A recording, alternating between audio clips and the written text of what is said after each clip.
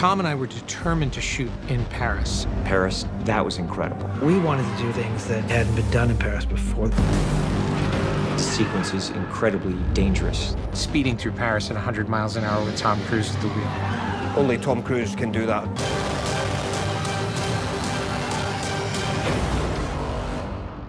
I love movies. I grew up watching so many great films that were made in Paris. To be able to go there to celebrate a city of cinema, it's very rewarding. We wanted to do something that really showcased the city. We are under the city, in the city, over the city. You see every possible corner of Paris in this chase. We had watched a short film called Rendezvous. There's a chase that was inspired by Rendezvous. I love that movie. I remember seeing it the first time. So it really inspired both of us. What I like to do is let the locations dictate the action. The first thing we did when we were developing this story was come to Paris and let the city tell us what the action was going to be. Paris is such a beautiful city, and to shoot there was something of a dream. We had some unprecedented access to not just the roads, but also the river, which was a fantastic privilege. They really allowed us to use the city, the Arc de Triomphe, every street that we asked for. I think big films normally come to Paris for sort of 3-4 days. And we are here for shooting with the main unit here for 8 weeks. We locked up the Avenue de l'Opera and along the banks of the River Seine. We've had an idea that he wanted to film big, iconic locations, so it was more logistics around that. To get the permission was an amazing thing in its own right. Tom's character, Ethan, is running away from the police, starts in a truck, jumps onto a motorbike, has a very gnarly crash, and then into a car.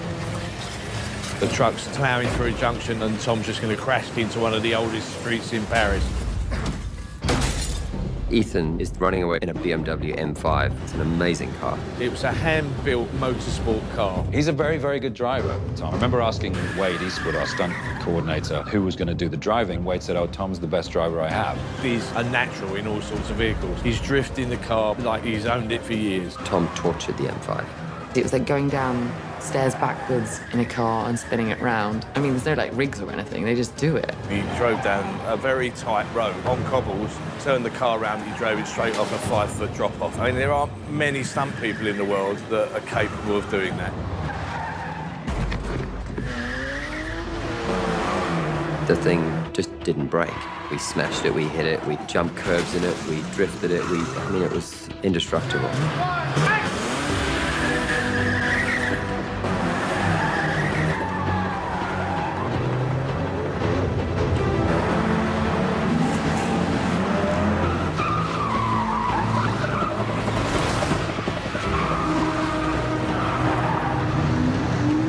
All the reactions you see of us in the car are real because we are spinning around doing handbrake turns, and it's such a treat to be able to actually do that stuff.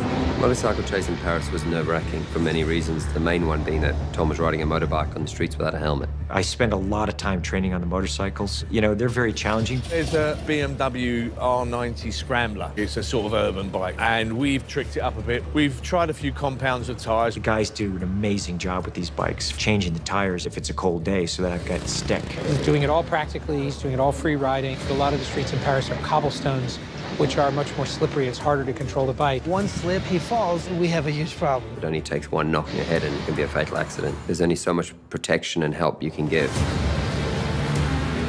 Every time he gets on it, it scares the life out of me. He's got 2 speeds, which is to stop and flat out, but he's a great rider. So although I stand there and I'm just terrified sometimes, he has got lots of control, and he's used to bikes this big, so he's good. Tom was always very careful on the bike. He knew his limits. He would push to the limit, but he'd never go beyond.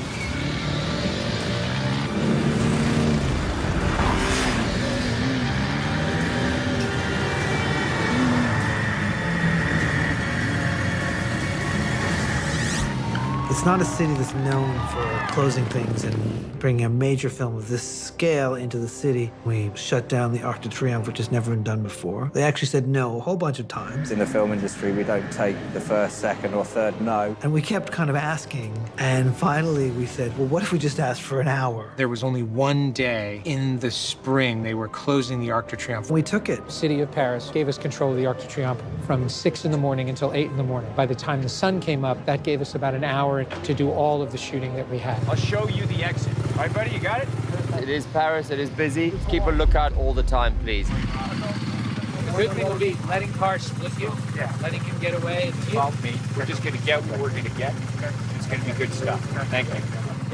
Let's go, let's shoot. When the clock struck, we loaded all our vehicles in and shot with as many cameras as we could. I had 20 police cars, plus 60 cars, plus all the motorcycles. Just moving that amount of vehicles through a city like this is difficult. Tom drives the wrong way against traffic around the Arc de Triomphe. It's just going head-on into traffic and flat out. The sequence that McHugh designed, he just pulled out all the stops. We had an hour, so what we needed was efficiency. We had 4 lanes of traffic, stunt guys all doing this sort of different spacing, all going around. Tom would come weaving through on the bike. If one stunt guy got a second wrong, it would then involve Tom being in a huge crash. At that level, at that speed, you have to be so calm in order to do these things.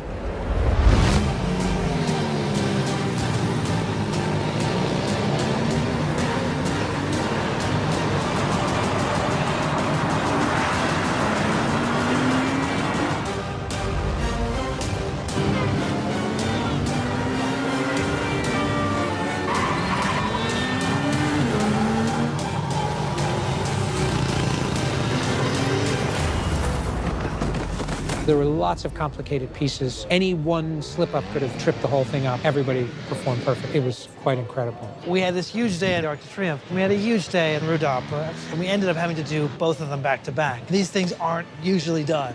This was an impossible day, and you have proved that nothing is impossible with Mission Impossible. You walk away floating on clouds because you pulled off what seemed not possible.